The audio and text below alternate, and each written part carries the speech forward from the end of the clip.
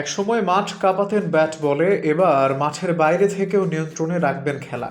Cricketer থেকে franchise মালিক, নতুন ভূমিকায় তারকারা। ফাফ ডু প্লেসি দক্ষিণ আফ্রিকার সাবেক অধিনায়ক, এবার ইউরোপিয়ান টি-20 প্রিমিয়ার লিগে নতুন পরিচয়। তার সাথে আছেন জন্টি রোডস এবং হেনরি ক্লাসেন।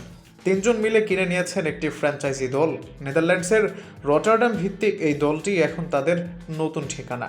6 দলের এই টুর্নামেন্ট ইউরোপিয়ান টি-20 প্রিমিয়ার লিগ শুরু হবে 26 অগস্ট, চলবে 20 সেপ্টেম্বর পর্যন্ত।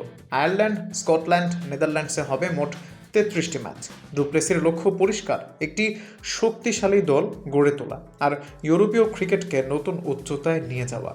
তিনি নিজেই থাকবেন দলের অধিনায়ক। শুধু তারা নন, Steve Waugh, Glenn Maxwell, Chris Gayle, তারাও নিয়েছেন ভিন্ন ভিন্ন ফ্র্যাঞ্চাইজির দায়িত্ব। একসময় যারা মাঠে ছিলেন নায়ক, এখন তারা এই দলের ভবিষ্যৎ গড়ার কারিগর। ক্রিকেট বদলাচ্ছে, আর সেই পরিবর্তনের নেতৃত্বে তারকারাই। খেলোয়াড় থেকে মালিক, এই নতুন অধ্যায়ে কতটা সফল হয় সেটাই এখন দেখার।